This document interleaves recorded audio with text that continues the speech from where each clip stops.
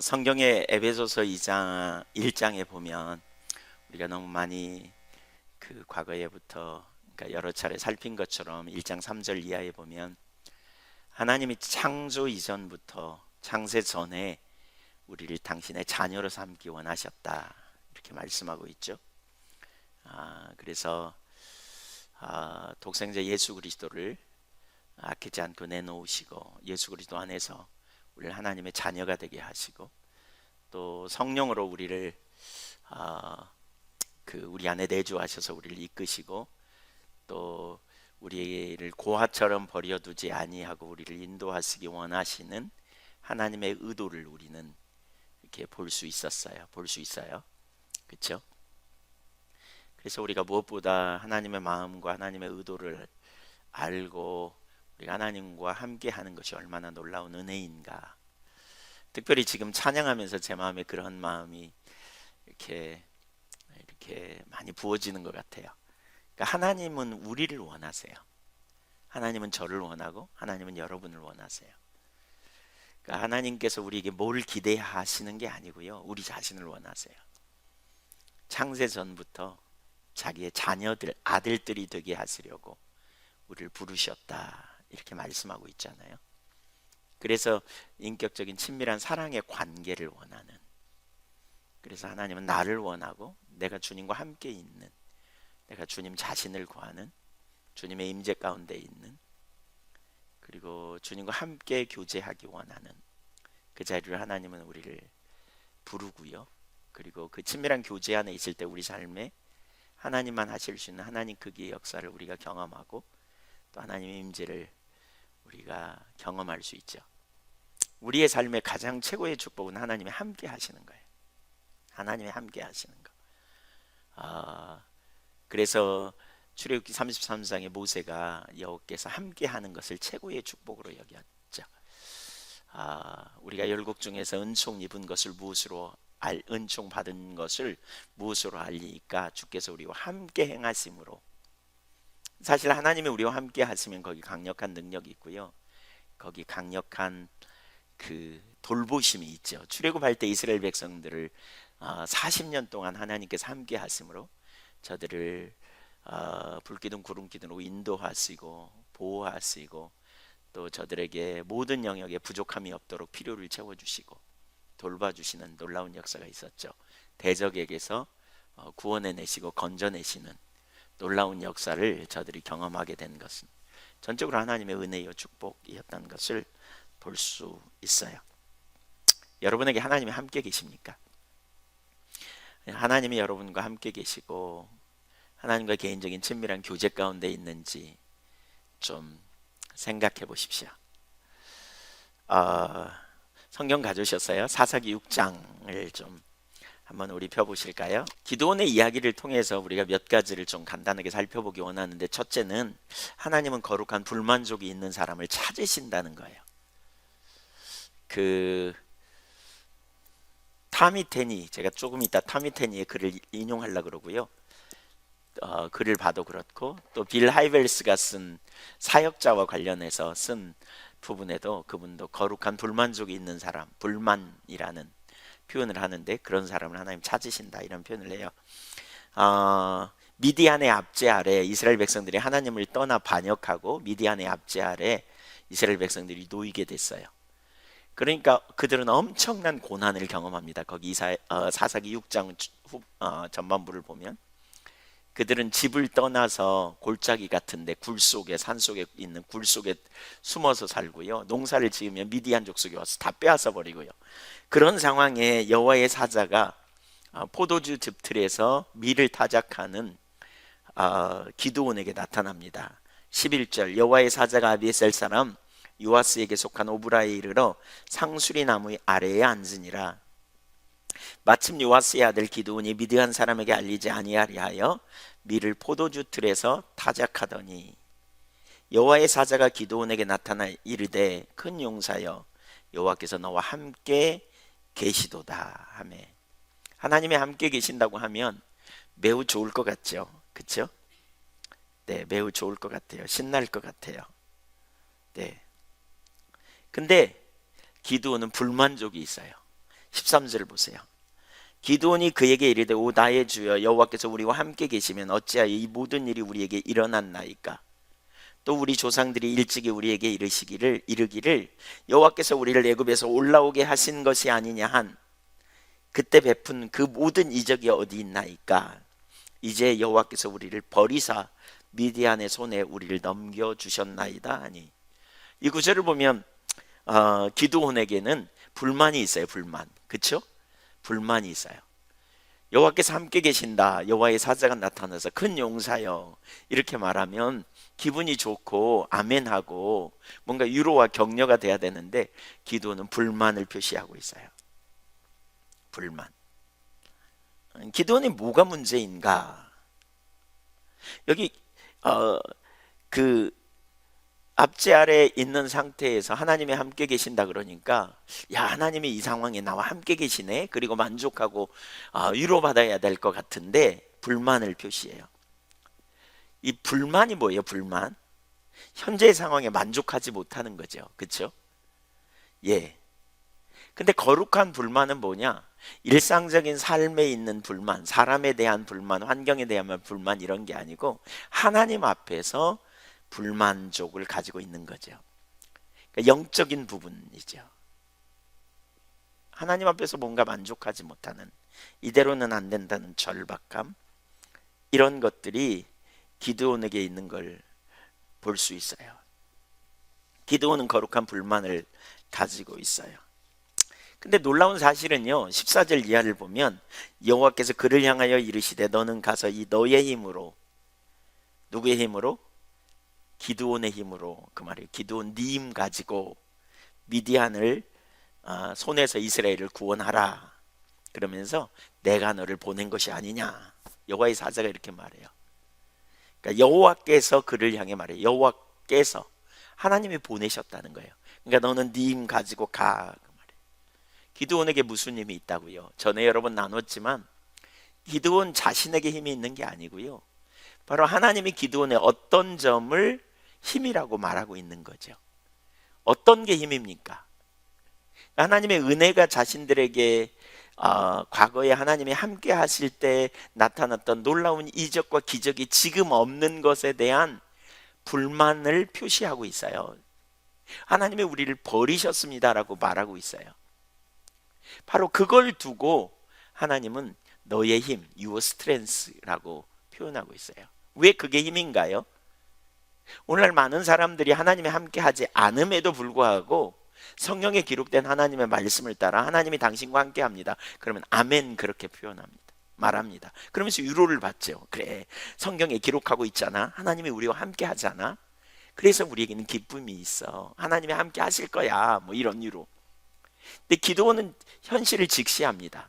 기드온에게는 분명한 상황이 있어요. 지금 하나님이 함께 하시냐 안 하시냐, 이건 분명한 기드온에게는 실제적인 문제였어요. 하나님이 함께 안 하시기 때문에 우리에게 이런 어려움이 있다.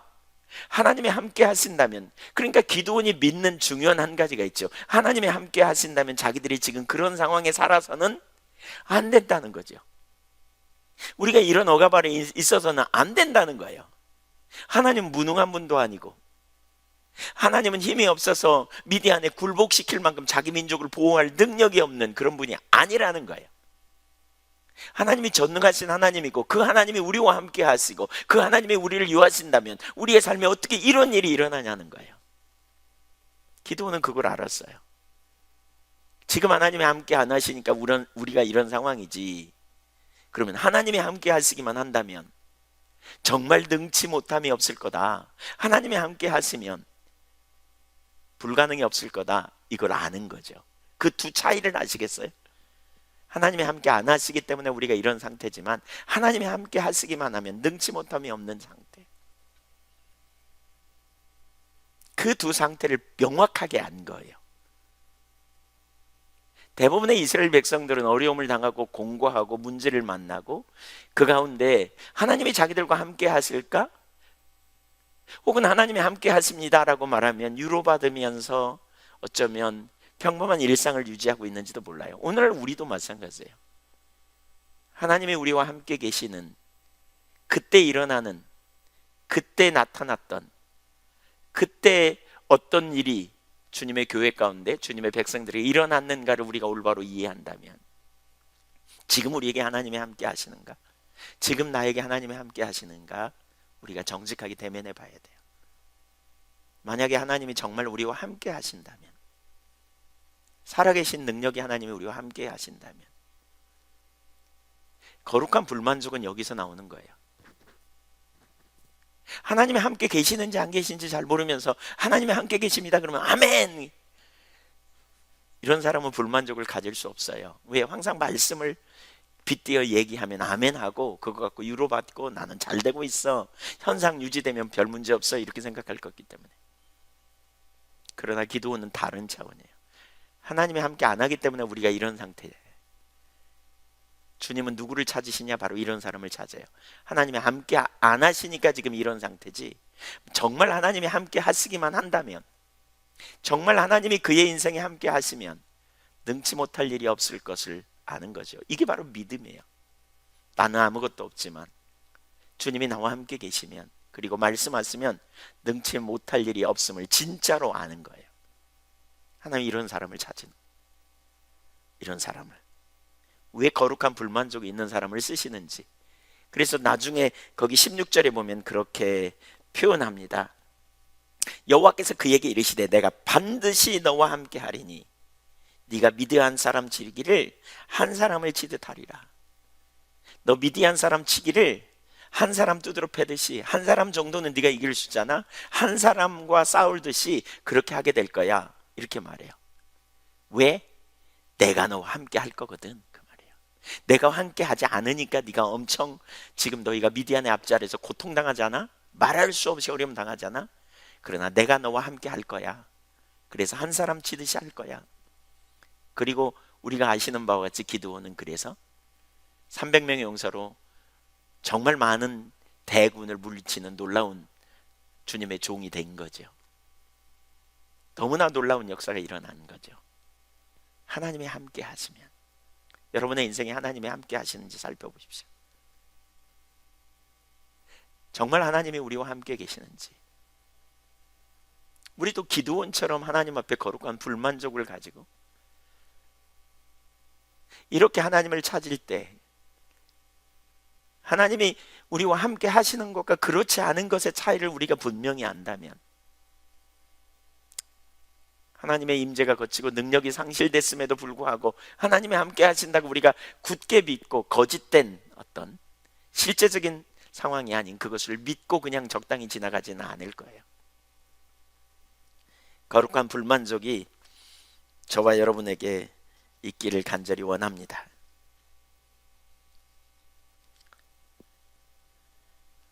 두 번째로, 기드온의 이야기에서 거룩한 불만족이 있는 사람의 모습을 볼 수 있는데, 거룩한 불만족이 있는 사람은요, 이론으로 만족하지 않습니다. 현실을 봅니다. 거룩한 불만족이 있는 사람은 성경 구절을 가지고 읽으면서 그래, 주님이 나와 함께 계시니까 잘 될 거야, 이렇게 말하지 않습니다. 지금 내 삶이 어떤가를 봅니다. 여호와의 사자가 와가지고요, 한번 생각해 보세요. 포도주 즙들 속에 숨어 있는데 여호와의 사자가, 사람이 아니에요, 여호와의 사자가 오셔가지고 말한다니까요. 큰 용사요, 여호와께서 너와 함께 하신다. 여러분, 얼마나 감격적인 일이에요. 그렇지 않아요? 큰 용사요, 여호와께서 너와 함께 계신다. 아멘, 할렐루야, 우리가 이럴 것 같아요. 근데 기드온은 뭐라 그랬어요? 13절에서 그렇게 말하죠. 여호와께서 우리와 함께 계신다고요? 그러면 여호와께서 함께 계실 때 이스라엘 백성들, 자기 조상들을 애굽에서 인도해낼 때 하나님의 베푸신 은혜와 축복이 어디 있습니까? 그 능력이 어디 있습니까? 지금 우리에게는 아무 일도 일어나고 있지 않습니다. 여호와께서 우리와 함께 하시기는커녕 여호와께서 우리를 버리사, 처지 인식하죠. 처지, 정확한 처지를 인식하고 있는 거예요. 하나님이 함께 안 계시기 때문에 우리가 이런 삶을 살고 있는 거다. 하나님이 함께 안 계시기 때문에 우리가 이런 고통 가운데 있는 거다. 우리를 버리셨습니다. 이렇게 평가하면서 그는 만족해하지 않습니다. 유로의 메시지, 내 삶에 실제적인 능력이 없는 채로 주일날 설교를 통해서 혹은 어떤 책을 읽으면서 그냥 주는 유로의 메시지, 오늘날 너무나 많은 사람들이 그 자리에 머물러 있어요. 근데 여러분, 그런 유로의 메시지로 만족하지 마세요. 거룩한 불만족이 있는 사람은 그 유로의 메시지, 그냥 잠깐 귀를 만족시키는 이 메시지에 만족하지 않아요. 기도는 오히려 거기에 반발하죠. 오늘날 우리는 큰 문제 없으면 우리 인생에 별 문제 없다고 생각하고요, 당연히 하나님은 우리와 함께 하실 거라고 생각해요. 현상 유지가 되면 별 문제 없다고 생각하고, 주님과의 신선한 만남이 없든 생기가 없어도 큰 문제가 없으면 괜찮다고 생각해요. 아니, 문제가 있어도요, 성경 말씀을 들으면서 위로받고요, 하나님이 자기와 함께 하니까 언젠간 잘 될 거라고 그냥 생각하고 말아요. 그러나 거룩한 불만족이 있는 사람은 그 상황이 변하기까지, 그 환경이 달라지기까지 정말 하나님이 함께 계신다면, 그쵸, 고아처럼 버려두지 아니하리라 하셨잖아요. 400년 동안 하나님께서 이스라엘 백성들이 애굽에 종살이 하는 가운데 그들을 건져내시고, 애굽에서 인도해내는 40년 동안 신발이 떨어지지 않고 의복이 헤어지지 않고, 매일 기차 화차 200대 분량의 만나가 매일 내려서 매일 아침 그들이 먹을 수 있었고, 반석에서 물이 나와서 상상할 수 없는 놀라운 역사들이 그들의 삶에 경험되어졌어요. 주님이 함께 계실 때 초대교회의 기쁨과 감사가 넘쳤고요. 근데 그런 임재가 거친 거예요. 그런 능력이 없는 거예요. 오늘 찬양하면서 제가 그런 생각이 들었어요. 예한교회 초창기에 주일 저녁 예배 11시 전에 끝난 적이 거의 없어요. 설교를 길게 한 게 아니고 안 갔어요. 사람들이 아시잖아요. 초창기 멤버들은 다 알아요. 11시 전에 집에 간 적이 거의 없어요. 어쩌다 11시쯤 끝나면 오늘 일찍 끝났네, 이렇게 말할 만큼. 왜요? 가지 말라고 발목 잡아서 그런 게 아니에요. 하나님 임재가 함께 하니까. 그러면서 절박하게 제 마음에 그런 생각이 들었어요. 하나님 지금 우리와 함께 계신가? 정말 주님의 우리 은혜 가운데 우리와 함께 계시는가? 이걸 사모하고, 기도는 함께 하지 않는다고 말했어요. 거룩한 불만족이 있는 사람이에요. 거룩한 불만족이 있는 사람은 그래서 멈추지 않아요. 거룩한 불만족이 있는 사람은 더 크고 더 놀라운 역사를 사모하고 구하고 나가는 사람이에요. 그래서 하나님을 경험하게 되는 자리까지 가요. 세 번째, 기도원의 이야기에서 거룩한 불만족이 있는 사람은 과거의 은혜를 기억하고 현재를 생각합니다. 과거에 받은 은혜를 기억합니다. 자기 조상들이 자기들에게 한 이야기를 13절에서 말하는 걸 보십시오. 그는 애굽에서 자기 민족을 인도해낼 때 하나님이 베푸신 이적에 대해서 말합니다. 하나님은 출애굽하던 여정에서 반복적으로 말씀한 중요한 한 가지가, 하나님의 백성들이 하나님이 베푸신 이적과 능력을 잊어버릴까 염려했습니다. 그래서 신명기 8장 18절에 네 하나님 여호와를 기억하라. 그가 내게 재물을 얻을 능력을 주셨습니다. 이같이 하시면 내 조상들에게 맹세하신 언약을 오늘과 같이 이루려 하심이니라. 19절에 네가 만일 내 하나님 여호와를 잊어버리고 다른 신들을 따라 그들을 섬기며 그들에게 절하면 내가 너희에게 증거하노니 너희가 반드시 망할 것이라. 매우 귀한 일이죠. 은혜를 기억하며 하나님을 신뢰하고 살고, 매우 귀한 일이죠. 네, 은혜를 잊어버리지 않는 건 매우 귀한 일이에요. 그래서 우리는 그 은혜를 생각하고 그 은혜를 우리는 감사하죠. 사실 여러분, 하나님께 많은 은혜를 받으셨어요? 네, 그 은혜를 여러분이 많이 받았다면 은혜 받은 자에게 두 가지가 반드시 필요해요. 하나는 뭐냐면 그 은혜를 기억하고 감사할 수 있어야 돼요. 받은 은혜를 잊어버리지 않고 기억하고 감사하는 일은 매우 귀한 일이에요. 주님이 이런 은혜를 베푸셨어. 우리의 인생에 이런 은혜를 베푸셔서 얼마나 감사한 일인가. 그렇죠? 우리 십자가의 대속의 사건을 우리가 기억해야 될 중요한 이유가 여기 있죠. 그 외에도 받은 은혜를 우리는 기억하고 감사해야 돼요. 근데 여기서 멈추면 안 돼요. 또 한 가지 아주 중요한 게 있어요. 우리가 받은 은혜를 기억한다면 우리의 나머지 생에도 주님의 은혜가 필요한 인생임을 기억해야 돼요. 그리고 동시에 뭘 생각하느냐? 지금 하나님이 나에게 과거에 베푸신 은혜가 지금 내 인생에 함께 하는가를 생각해 봐야 돼요. 은혜가 어떻게 우리에게 와요? 하나님이 함께 하심으로 은혜가 우리 가운데 왔어요. 지금 여러분에게 주님의 은혜가 함께 하고 계십니까? 과거에 받은 은혜가 지금 우리에게 함께 하는가? 지금 기도원이 그걸 말하고 있는 거예요. 과거에 이런 은혜를 주셨는데 왜 그 은혜가 지금 우리에게 거쳤느냐는 거예요. 지금 하나님 그때 베푸시는 이적과 능력의 역사들이 지금 우리 가운데 없습니다. 무엇이 문제입니까? 라고 기도원은 말하고 있어요. 은혜가 지금도 필요해요. 하나님의 은혜가 여러분의 인생에 거쳐 있다면, 그래서 하나님 거룩한 불만을 갖는 사람은 과거에 주신 은혜의 하나님이 내게 은혜 주신 걸 너무 감사하고 기억하고 영광을 돌리지만, 그 은혜의 하나님이 지금 나에게 은혜가 거쳐 있다면 무엇이 문제인지를 찾아야 돼요. 하나님은 한때 은혜 주시고 뒤에 가서 열중짓하고 네 맘대로 살아봐, 이런 분이 아니세요. 하나님은 우리와 동행하시고 우리에게 아빠가 되시고 우리를 고아처럼 버려두지 않기 위해 우리를 이끄시는 하나님이심을 기억해야 돼요. 지금 하나님이 내게 은혜 주시기를 기뻐하시는 분인가? 지금 하나님이 내게 은혜 주실 것을 내가 기억하는가? 지금 하나님이 내게 베푸실 은혜를 내가 사모하고 열망하는가? 하나님이 나와 함께 하시는가? 만약에 함께 하지 않는다면요, 뭐가 문제인지 찾아야 돼요. 뭐가 문제인지 찾아야 돼요. 그리고 회개할 부분이 있으면 회개하고 돌이킬 부분이 있으면 돌이키고, 그리고 사모함으로 나가는 자세가 필요해요. 뭐가 문제인지 찾는, 뭐가 문제인지 알기를 구하는, 그 은혜를 사모하고 갈망하는 이 자리로 가야 돼요. 그래서 세 번째로 우리가 어디로 가야 되냐면, 네 번째인가요? 그것을, 거룩한 불만이 있는 사람은 그것을 찾아 나가요. 거룩한 불만을 가진 사람은 그 불만족을 해소하기 위해서 찾는 사람이에요.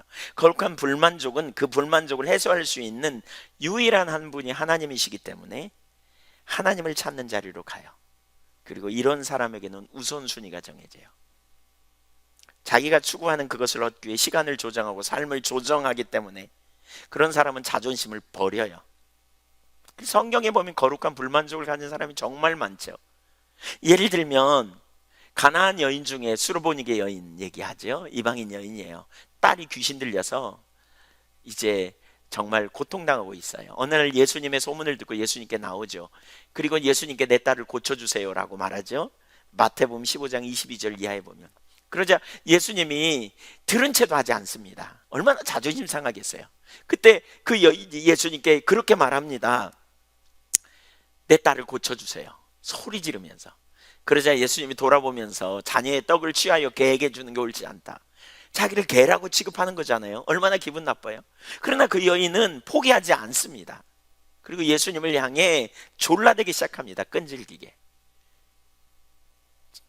개들도 주인의 상에서 떨어지는 부스러기를 먹지 않습니까? 제 딸을 치유해 주세요. 왜 그럴까요? 왜 자존심이고 뭐고 다 던지고 그렇게 나갈까요? 그 여인이 갈망했던 게 뭐예요? 그 여인은 그대로는 안 된다는 거룩한 불만족이 있었기 때문에 그래요. 혈루증 앓던 여인이 수많은 무리들이 싸고 있는 예수님을 싸고 있는 그 상황에 그 틈바구니를 뚫고 들어가서 예수님의 옷자락을 붙들고 자기가 치유되기를 기대했던, 그게 뭡니까? 거룩한 불만족이 있었어요. 누가 그런 은혜를 경험합니까? 치유의 역사? 누가 주님 만납니까? 거룩한 불만족이 있는 사람, 이런 사람들이 주님을 만나요. 이런 갈망이 있는 사람이 주님을 만나요. 오늘 우리는 주님의 은혜를 향한 사모함, 배고픔이 있는지 우리 자신 살펴봐야 돼요.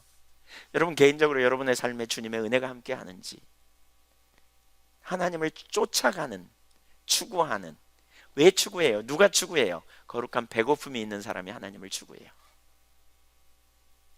이대로는 안 된다는 절박함이 있는 거죠. 주님이 여러분의 인생에 함께 하시는가? 제가 타미테니가 쓴 하나님께 굶주린 예배자에서 한 글을 읽고 마치려고 합니다. 좀 시간이 길어졌네요. 제가 읽을 건데요. 여기 좀 길어요. 근데 여기 아마 올라올 거예요. 하나님께서는 우리가 상상했던 것보다 훨씬 더 많은 것들을 갖고 계신다. 또한 하나님께서는 우리가 그것들을 소유하기를 바라신다. 그러나 우리는 현재 상태, 현재 소유하고 있는 것에 만족하여 하나님이 주시는 최고의 것들을 얻으려 하지 않는다. 그렇다. 하나님께서는 우리 가운데 운행하고 계시며 우리 삶 속에서 일하고 계신다. 그러나 우리는 하나님께서 오늘 하늘에서 우리를 위해 갓 쪄내신 풍성하고 따끈한 빵 먹기를 거부하고 빗자루로 방바닥을 싹싹 쓸어 보잘것없는 빵 부스러기를 얻는 것에 만족해 왔다. 하나님께서는 지금 하나님의 임재의 식탁을 차리시고 와서 먹으라라고 우리를 부르고 계신다. 우리가 지금까지 딱딱하고 굳어 곰팡내 풍기는 빵을 얼마나 먹었는지 생각하면서 하나님의 초대에 기꺼이 응하자. 교회는 종종 다른 것들로 배부르고 만족하여 과거라는 빵 부스러기를 먹으며 그럭저럭 살아갈 수 있다는 태도를 보이고 있다. 우리는 현재의 교회 음악에 만족한다. 현재의 모임에 만족한다. 그러나 지금은 바야흐로 거룩한 불만을 품을 때이다. 언제부터인가 나는 행복하지 않다라고 말하게 되었다. 나는 소위 평생에 한 번 있을까 말까 한 부흥에 참여했다 할지라도 큰 은혜를 경험했다는 거죠. 하나님의 임재를 경험한, 평생에 한 번 걸칠까. 이 타미테니는 그런 경험을 해요. 그런데 뭐라 그러냐? 여전히 행복하지 않다고 말하게 되었다. 그 이유가 무엇인가? 그것이 바로 그 이상의 어떤 일이 일어날 수 있다는 것을 알고 있었기 때문이다.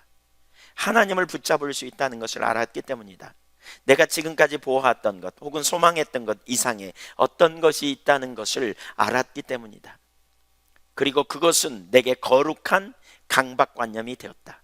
나는 하나님을 더 원한다. 더욱더 원한다. 하나님을 붙잡는다니 가능한가? 아니다. 그것은 불가능하다. 그러나 우리는 하나님의 마음을 붙잡을 수 있다.